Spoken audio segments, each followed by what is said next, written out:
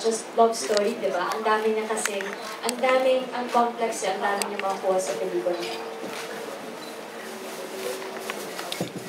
Yung impression naman sa pagiging, yun nga, sa pagiging blockbuster or sa award, I think, yun yung mga bonus na lang pag pinagbutihan mo, binigay mo 100% dun sa isang project na ibinigay sa'yo na we're very blessed na napakaganda yung story yung ibinigay sa amin na hindi lang talaga mga teenagers kung hindi pagkabuuan na to. I mean, sa mga nagtatrabaho, di ba, sa mga yapis, sa mga airmats, mga airpad natin, di ba? So, siguro yun na lang yung bonus na lang. Bonus na lang yung pagka binigay mo and ano may buong puso mong binigay sa movie na to. Or sa kahit anong movie man yan, kahit sino mga artista yun. I think that yun yung bonus na makukuha mo. And, last na lang, what is your campaign for the online piracy? Kasi mostly, some of the movies na showing pa rin sa sinehan ay nasi-share sa social media, Facebook, especially a full movie, minsan hard, in HD pa. Ayun, yan talaga sa mga fans na pinapakiusap ko yan, yung piracy na sana huwag na natin ituloy kasi nga sinisira na yung mundo ng pelikula kasi hindi niya po alam kung gaano pinaghirapan ng lahat of film to and everyone. And parang sayang naman kung ipipirata natin. Kaya yun talaga yung pakiusap namin. Sana wag po talaga. Sana magbigay sila ng oras to watch it sa sinihan. Kasi we promise you na it's really worth watching po. So sana sa mga sa online, pag may nakita tayo, let's just report it right away para po magawa agad ng paraan ng Star Cinema. Please, please, please. ayun, sobrang hassle yung pirata no? Dahil di lang naman kami pati yung mga crew namin, yung mga staff namin, yung pinagkakataan nila, maghahanap buhay din nila to.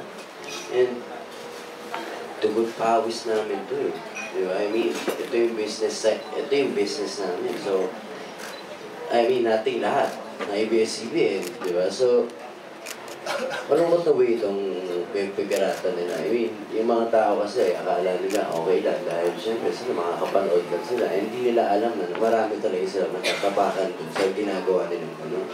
And I think huwag natin i-tolerate yung mga ganung bagay. Kung may makita man tayo, i-report na kaagad natin, di ba? Kahit sino man yun sa kung katabi mo sa sinehan, sabihan mo. Dahil I think hindi siya magandang gawain. And alam naman natin lahat yun. Ever since, di pa kami buhay ni Catherine, alam na natin yung masama pagpipirata, di ba?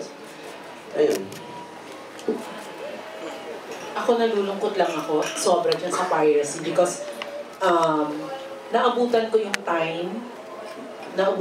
time na the industry was churning out about 250 to 300 movies a year.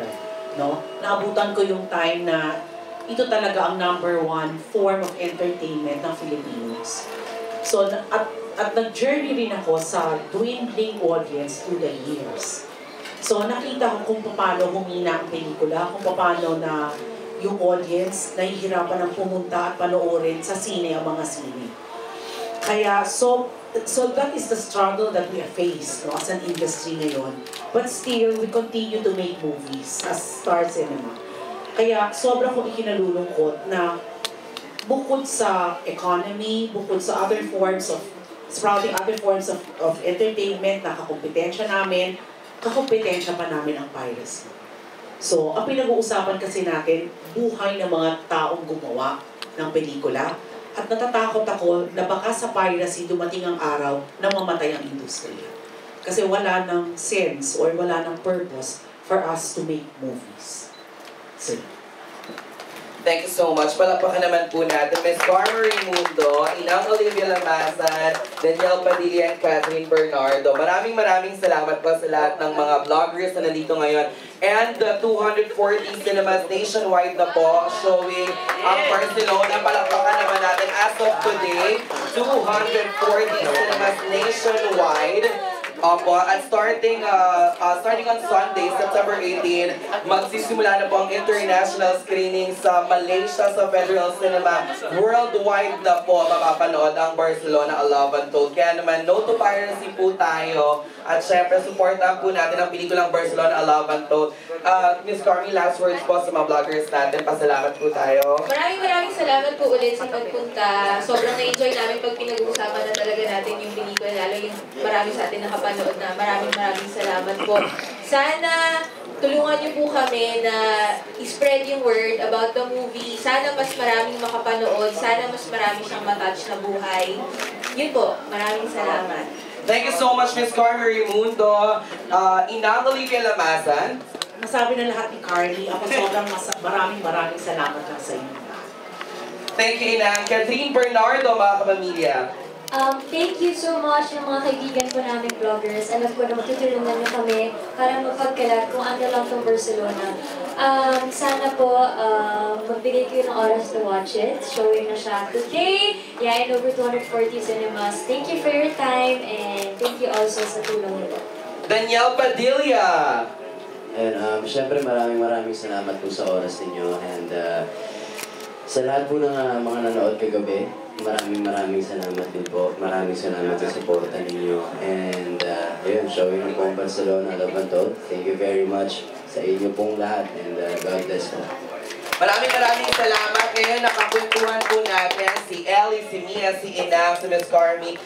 Last photo op na daw po, sabi lang ng request lang nila. And sila